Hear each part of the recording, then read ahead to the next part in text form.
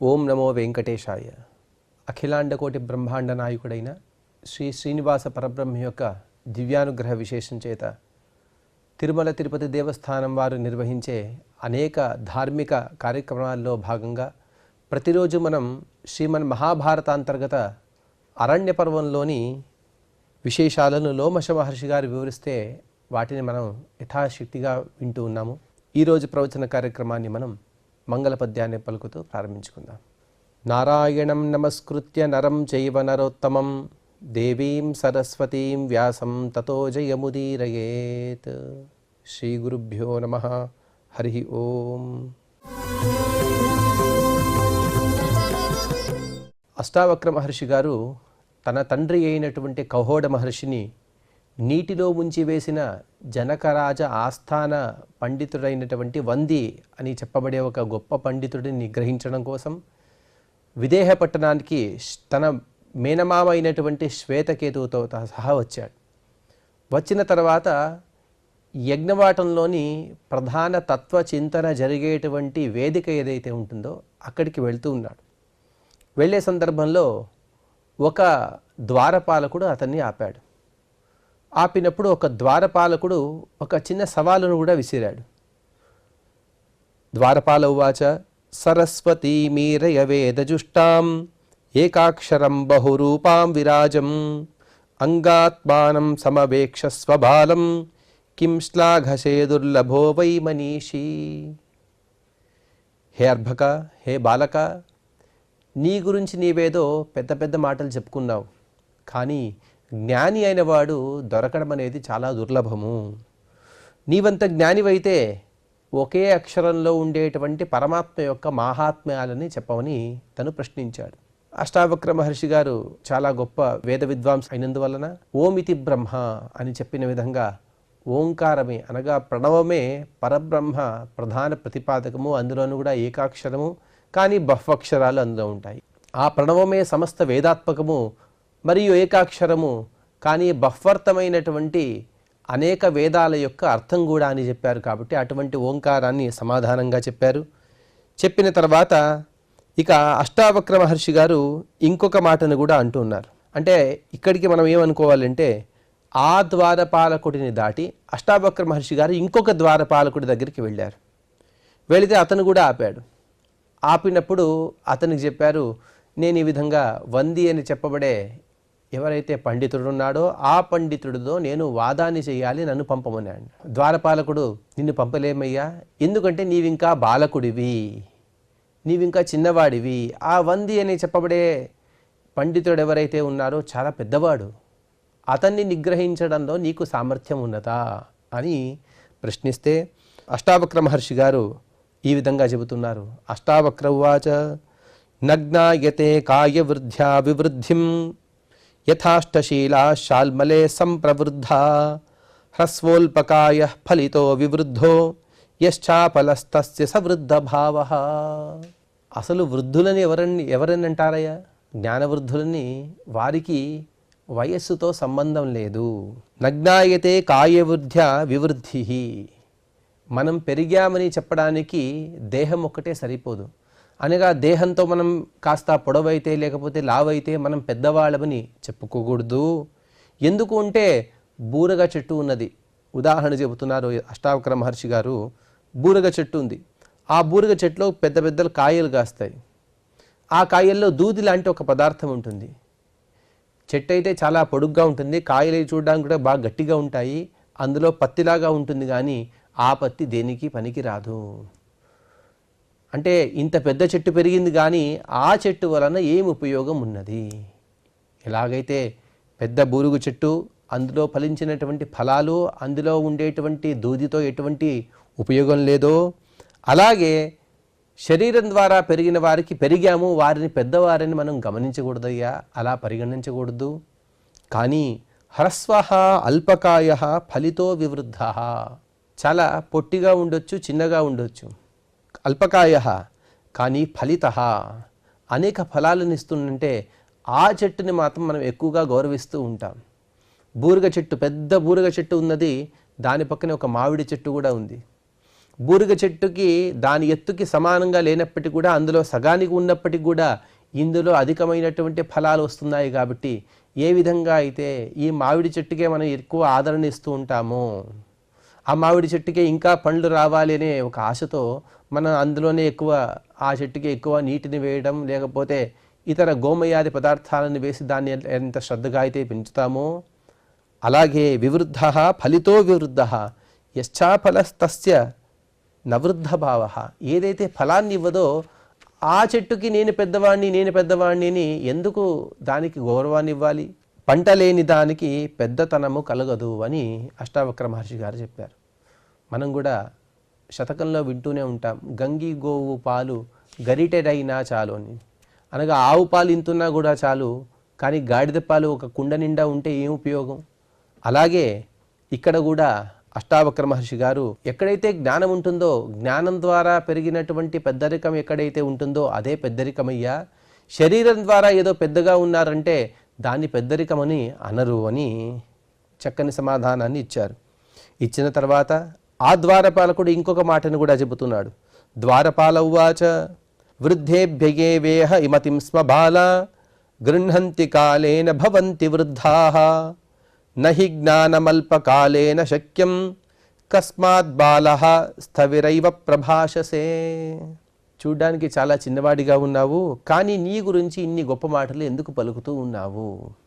ఎందుకంటే జ్ఞానం అంటే ఎలా వస్తుంది అనుకున్నావు? వయస్సు పెరుగుతూ జ్ఞానం కూడా పెరుగుతూ ఉంటుంది. ఎవరు కూడా పుట్టుకొతనే పండితులు అయిపోరు. వృద్ధేభ్య ఏవ మతింస్వ బాలాః, బాలకుడై ఉన్నవాడు క్రమంగా తను పెరుగుతూ ఎన్నో విషయాలు నేర్చుకుంటూ తనే కాలాంతరంలో పండితుడుగా అవుతాడు. వాడే జ్ఞానవృద్ధునిగా మనం పిలుస్తూ ఉంటాము. నహి జ్ఞానమల్పకాలేన శక్యం. హే అష్టావక్ర మహర్షి, ఒక విషయాన్ని తెలుసుకో, నహి జ్ఞానం అల్పకాలేన శక్యం. ఎన్నో గ్రంథాలను చదివేస్తాను, వాటిని కొద్ది కాలంలోనే చదివించి ముగిస్తానంటే అది సాధ్యం కాదు. అందుకోసం చిన్న పిల్లవాడైనప్పటికీ కూడా ఎందుకు పెద్ద పెద్ద మాటలు నువ్వు మాట్లాడుతున్నావు అని ఆ ద్వారపాలకుడు అడిగితే, అష్టావక్ర ఉవాచ నతేన స్థవిరో భవతి ఏనాస్య ఫలితం శిరః బాలోపి యః ప్రజానాతి తం దేవాః స్థవిరం విదుః. తల పండుతూ ఉంటుంది, తలలో తెల్ల వెంట్రుకలు వస్తుంటాయి, లేకపోతే వెంట్రుకలు ఊడిపోతూ ఉంటాయి. వారిని పెద్దవారని అనరయ్యా. కానీ తల పండనప్పటికీ కూడా ఎవరైతే ఎక్కువ జ్ఞానాన్ని పొందుతాడో వాడినే దేవతలు కూడా పండితులని అంటారు, వాడినే దేవతలు కూడా పెద్దవారని అంటారు. తేజసాం న వయస్సమీక్షతే అని చెప్తారు శాస్త్రంలో.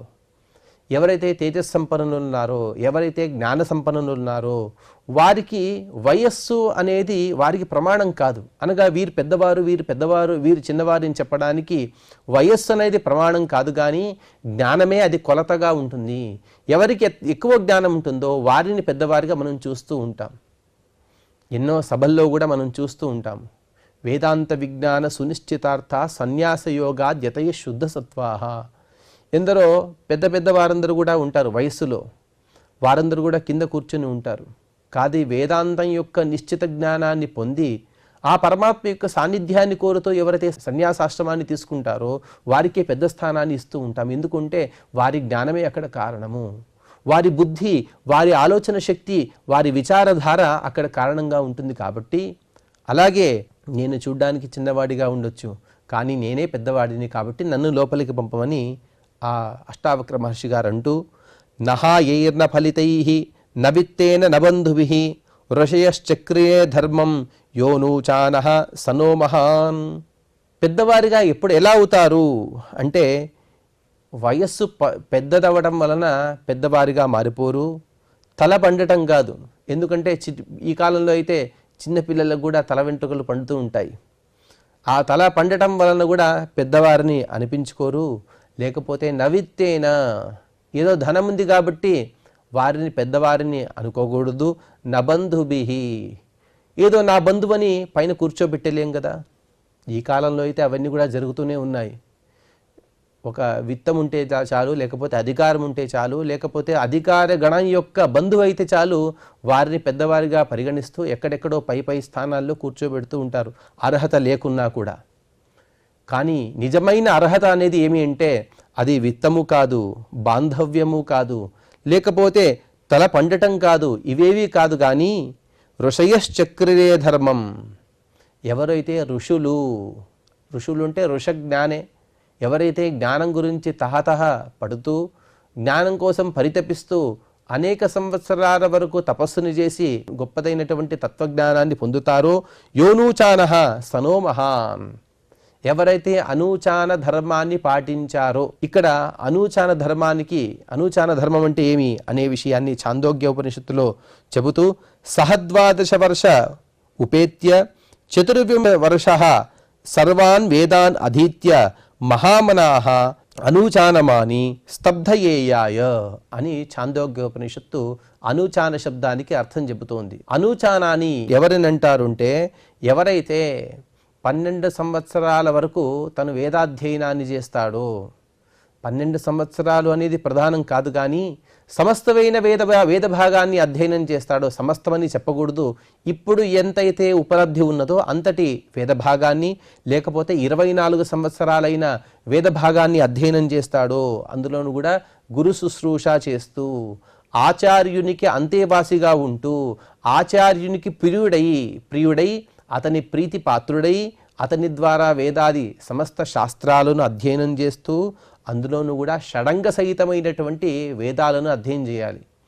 శిక్ష, కల్పము, నిరుక్తము, వ్యాకరణము, ఛందస్సు మరియు జ్యోతిష్యం, ఈ 6 ఏవైతే అంగాలున్నాయో ఈ షడంగాలతో సహా వేదాలను అధ్యయనం చేసి మహామనాః లోక కళ్యాణాన్ని కాంక్షిస్తూ అనూచానః స్తబ్ధ ఏవ, ఇంత చదివినా కూడా అతనిలో కొంత కూడా గర్వం అనేదే ఉండదు. స్తబ్ధ అంటే ఒక చెట్టు ఎలాగైతే తను నిలబడి ఉంటుందో అలా ఉంటాడట.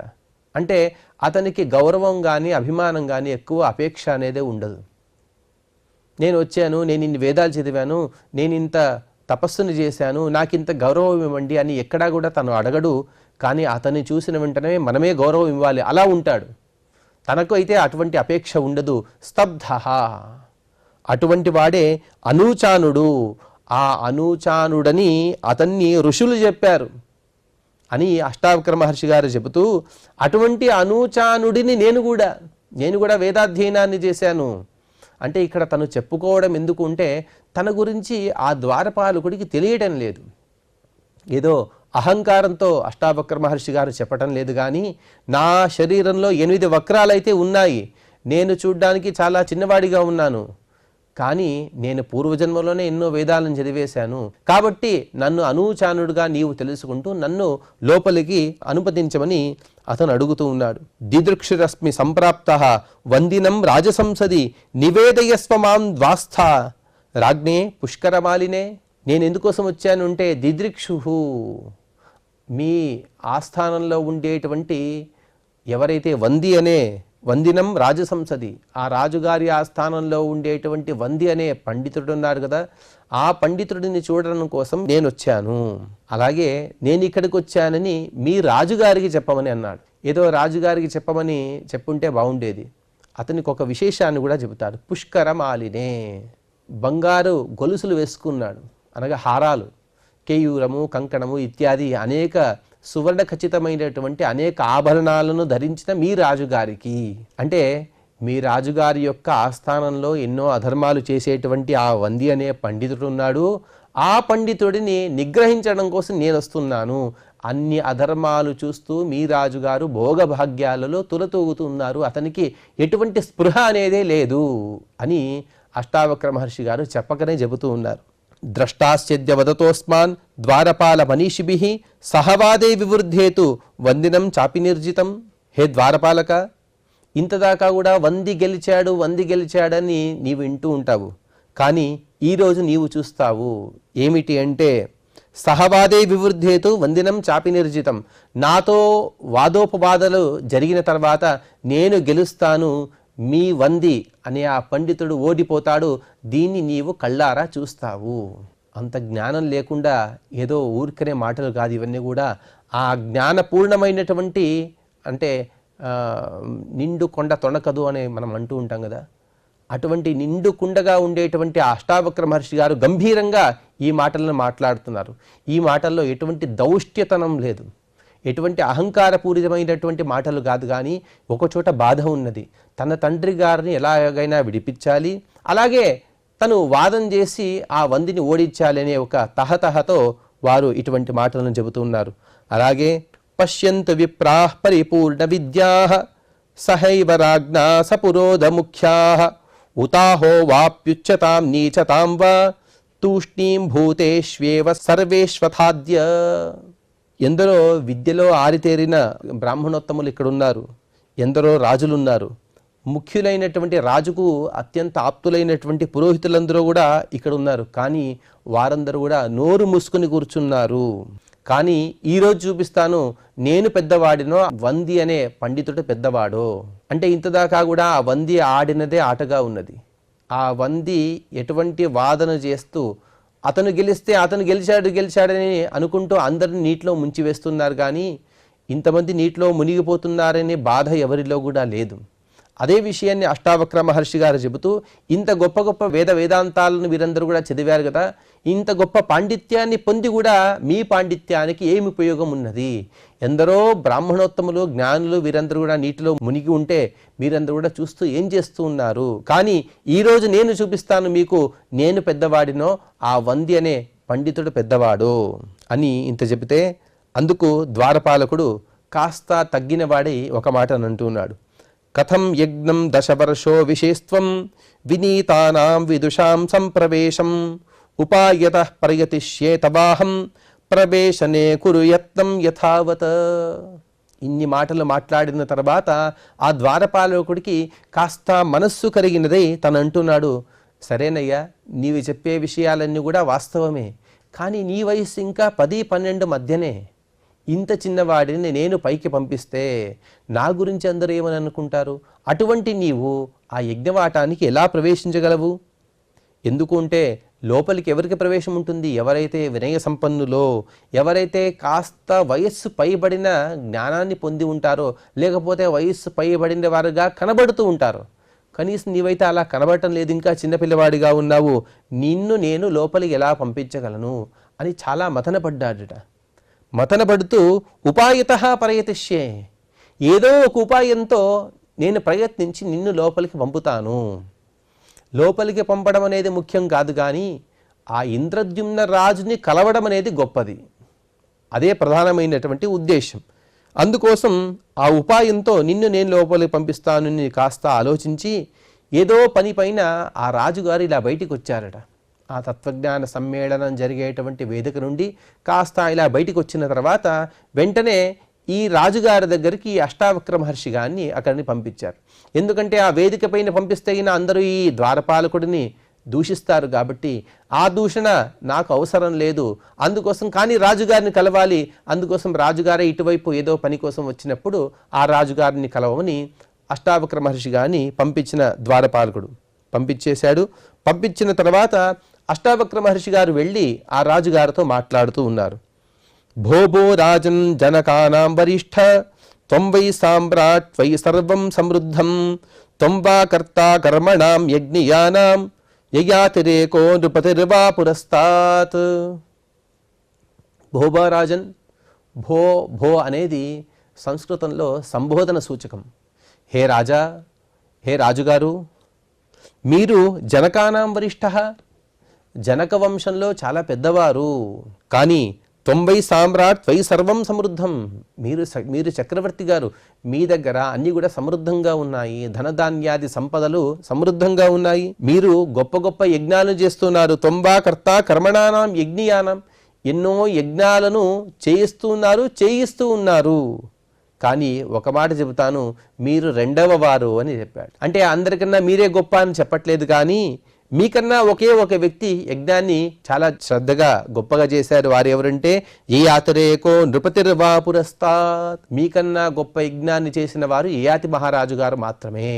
ఆ రాజదర్శనమైన తర్వాత రాజుగారిని ఏదో పొగిడేసి రాజుగారిని లేని మాటలు చెప్పి అతన్ని పొగిడిన తర్వాత లోపలికి ప్రవేశించడం అనేది ఈ అష్టావక్ర మహర్షి గారికి ఉద్దేశం కాదు. కానీ మీ యజ్ఞం చాలా బాగున్నది, కానీ యయాతి మహారాజు చేసినటువంటి గొప్ప యజ్ఞాల కన్నా కాస్త తగ్గినది. అక్కడ ఉండేటువంటి వైభవాదుల కన్నా ఇక్కడ ఉండేటువంటి వైభవం కాస్త తక్కువగా ఉన్నది అని స్పష్టంగా చెబుతున్నారు. అలాగే వృద్ధాన్ వంది వాదవిదో నిగృహ్య వాచే భగ్నా సంప్రతి శంకమానః త్వయాభిసుష్టై పురుషైరాప్తకృద్భిః జలే సర్వాన్ మజ్జయతీతి నశ్రుతం. హే రాజా, నేను ఒక మాటని విన్నాను. మీ ఆస్థానంలో ఉండేటువంటి వంది అనే ఒక వాదవిదుడు, వాదం చేయడంలో గొప్ప సామర్థ్యం కలిగిన వాడు. అతను ఏం చేస్తున్నాడంటే వాదే భగ్నాన్ అప్రతిశంకమానః, తనతో వాదోపవాదలో ఎవరైతే ఓడిపోతున్నారో వారిని ఏం చేస్తున్నాడంటే త్వయాభిసుష్టై పురుషై ఆప్తకృద్భిః, నీకు అత్యంత ఆప్తులైనటువంటి సేవకుల చేత వారిని తీసుకువెళ్ళి జలే సర్వాన్ మజ్జయతీతి నశ్రుతం, వారిని నీటిలో ముంచివేస్తున్నాడు నేను వింటున్నాను. అంటే ఇక్కడ స్పష్టంగా చెబుతున్నాడు త్వయాభిసుష్టై పురుషై. ఒకటి ఆ వంది చేసేటువంటి తప్పొకటి, వాదంలో ఓడిపోతే ఏదో ఓడిపోయామని జయపత్రాన్ని ఇచ్చుకొని పుచ్చుకోవడం అనేది పూర్వకాలంలో ఉండేది. ఓడిన వారు గెలిచిన వారికి జయపత్రాన్ని రాసిచ్చేవారు. నేను ఇటువంటి సందర్భంలో ఇటువంటి ఒక తత్వ విచారంలో ఇటువంటి వారితో నేను వాదన చేసి ఓడిపోయాను అని ఒప్పుకునేవారు. దానికి సూచకంగా ఒక పత్రాన్ని కూడా రాసిచ్చేవారు. దాన్నే జయపత్రాలని పిలిచేవారు. అటువంటి జయపత్రాన్ని అయినా ఇవ్వాలి కానీ, లేకపోతే వేరే ప్రదేశాలకు వెళ్ళిపోవడం ఇటువంటి చేయాలి కానీ నీటిలో ముంచడం ఏంటి? అందులోనూ ఆ వంది చేసేది ఎంతైతే తప్పో అలాగే నీకు ఆప్తులైన వారి చేత కూడా ఈ పనిని నువ్వు చేస్తున్నావు, ఇది కూడా తప్పు కాదా అని స్పష్టంగా అడుగుతున్నారు. ఇటువంటి మాటలు నేను విన్నాను, అందుకోసమే దాన్ని ఆపడం కోసమే నేను ఇక్కడ వచ్చాను. సోహం శ్రుత్వా బ్రాహ్మణానాం సకాశే బ్రహ్మాద్వైతుం కథయితుమాగతోస్మి క్వాసో వందే యావదేనం సమేత్య నక్షత్రాణీవ సవితా నాశయామి. నేను ఈ మాటలన్నీ కూడా ఎందరో చెప్పినటువంటి మాటలను విన్నాను. అంటే ఇంతదాకా కూడా నా తండ్రి గారిని ఇక్కడ ముంచాడని ఒక్క మాట కూడా చెప్పలేదు, కానీ ఎంతో మందిని ఈ వంది అనే పండితుడు ముంచివేశాడు. ఆ విషయాలు నేను విన్నాను. నేనిప్పుడు బ్రహ్మాద్వైత విషయంలో అతడితో వాదన చేయడానికి వచ్చాను. క్వాసవు వంది, ఆ వంది అనే పండితుడు ఎక్కడున్నాడు? అతన్ని నేను చూడాలనుకుంటూ ఉన్నాను. ఎలా చూస్తాను అంటే నేను కేవలం చూడడం కాదు, అతన్ని నేను ఖండిస్తాను. ఎలాగా అంటే నక్షత్రాణీవ సవితా నాశయామి. నక్షత్రాలున్నాయి, కానీ సూర్యుడు వచ్చాడంటే ఏ విధంగా అయితే నక్షత్రాలన్నీ కూడా కనబడకుండా ఉంటాయో అటువంటి నా ప్రకాశం ముందు నక్షత్ర సమాన ప్రకాశం కలిగిన ఆ వంది అని చెప్పబడేవాడు మీకు కనిపించకుండా పోతాడు. అతన్ని నేను వాదనలో గెలుస్తాను అని చెప్పాడు. ఇక్కడ ఆ మహర్షి గారు చెప్పేటువంటి విషయం ఏంటంటే బ్రహ్మాద్వైతము. బ్రహ్మశబ్దానికి అర్థం ఏంటంటే బృహజాతి జీవ కమలాసన శబ్దరాశిషు. బ్రహ్మని ఏమనంటారు? పరబ్రహ్మని, పరమాత్మని.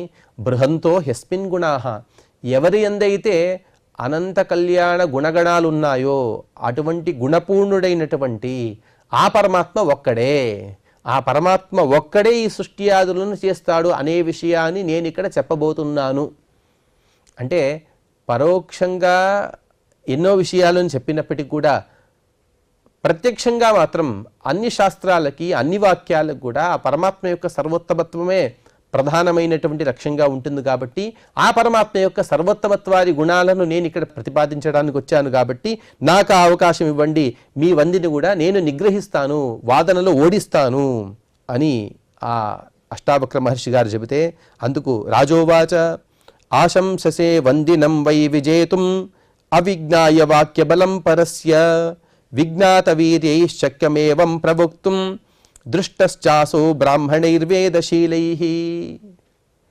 అదేంటయ్యా నీవు అలా మాట్లాడుతున్నావు? అసలు నీకు వంది గురించి ఏమి తెలుసు? వంది యొక్క పాండిత్యం నీకు తెలుసా? ఎవరో మాటలు విని ఏదో నీవు వచ్చేసావు. కానీ ఎవరైతే వంది గురించి సరిగ్గా తెలుసుకున్న వారు ఉన్నారో వారితో అడిగి ఆ వంది యొక్క ప్రభావాన్ని తెలుసుకో. ఆ పాండిత్యానికి తగ్గ పాండిత్యాన్ని సంపాదించి తర్వాత నీవు రమ్మని రాజుగారు చెబుతున్నారు. దృష్టశ్చాసో బ్రాహ్మణైః వేదశీలైః, ఎన్నెన్నో వేదాలను చదివారు, వేదాంతాలను చదివారు, వ్యాకరణాది శాస్త్రాలను చదివారు, కానీ వారందరూ కూడా ఓడిపోయారు. అటువంటి వారి ముందు నీవెంత అని రాజుగారు చెబుతూ ఆశంససే త్వం వందినం వై విజేతుం అవిజ్ఞాత్వాతు బలం వందినోస్య సమాగత బ్రాహ్మణాస్తేన పూర్వం న శోభంతే భాస్కరేణేవ తారాః. అసలు నీవు ఆ వంది యొక్క బలాన్ని తెలుసుకోకుండా ఇక్కడికి వచ్చావు. నీలాగే ఎంతోమంది వచ్చారు, ఇదిగో ఇప్పుడు ఓడిచ్చేస్తానని. కానీ అనతి కాలంలోనే, స్వల్పకాలంలోనే ఆ వంది చేత ఓడిపోయి అందరూ కూడా వెళ్ళిపోయారు. నశోభంతే భాస్కరేణేవ తారాః. నీవు ఇంతకుముందు ఏదైతే దృష్టాంతంగా చెప్పావో ఆ దృష్టాంతాన్ని నేను నీకు ఇస్తున్నాను. నీవు భాస్కరుడివి కావు, నీవు సూర్యుడి కావు. నీవు అలాగే ఎవరైతే ఓడిపోయారో వీరందరూ కూడా నక్షత్ర సమానులు. మీకున్నటువంటి ప్రకాశం అల్పం, అలాగే మీకున్నటువంటి జ్ఞానం కూడా అల్పమే. కానీ అమితమైనటువంటి ప్రకాశం ఎలాగైతే సూర్యుడు పొంది ఉంటాడో అలాగే ఈ వందికి కూడా అమితమైనటువంటి పాండిత్యం ఉంది. కాబట్టి అతని ముందు మీరందరూ కూడా ఓడిపోతారు అని ఆ రాజుగారు చెబుతూ, ఆశం సంతో వందినం జేతు కామ తస్యాంతికం ప్రాప్త్య విలుప్త శోభా విజ్ఞానమత్తా నిస్పృతాశ్చైవ తాత్త కథం సదశ్చైర్వచనం విస్తరేయుః. అసలు మీరందరూ కూడా ఆ వంది అని చెప్పబడే ఆ పండితుడిని జేతుకామాహ, అతని పైన గెలుపుని సాధించడం కోసం మీరందరూ కూడా వచ్చారు. కానీ విలుప్త శోభాహ, మీ శోభలను మీరందరూ కూడా కోల్పోయారు. విజ్ఞానమత్తా నిస్పృతాశ్చైవతాత. సరే, మీ మాటలను మీరు ఎలా నిలుపుకోగలరు? వాదం జరగడానికి ముందు ఏదో నేను ఓడిచ్చేస్తాను, అతని పైన నేను గెలుపుని పొందుతానని చెప్తారు. కానీ మీ మాటలను మీరు నిలుపుకోలేరు. కాబట్టి వెంటనే ఇక్కడి నుండి వెళ్ళిపోమని ఆ రాజుగారు చెప్పిన తర్వాత ఇంకా అష్టావక్ర మహర్షికి అలాగే ఆ రాజుగారికి అనేక ధర్మబద్ధమైనటువంటి అనేక సూక్ష్మ కథనాల యొక్క సంవాదం ఉన్నది. ఆ సంవాదాన్ని మనం తర్వాత తెలుసుకునే ప్రయత్నాన్ని చేద్దాం. ఈ ప్రవచన కార్యక్రమాన్ని క్షమా ప్రార్థన పలుకుతూ ఆ పరమాత్మ యొక్క పాదార విందమునందు సమర్పణ చేద్దాం. అథ క్షమా ప్రార్థన. యదక్షరపదభ్రష్టం మాత్రాహీనం చ యద్భవేత్ తత్సర్వం క్షమ్యతాం దేవ నారాయణ నమోస్తుతే. శ్రియః కాంతాయ కళ్యాణ నిధయే నిధయేర్థినాం శ్రీవేంకట నివాసాయ శ్రీనివాసాయ మంగళం.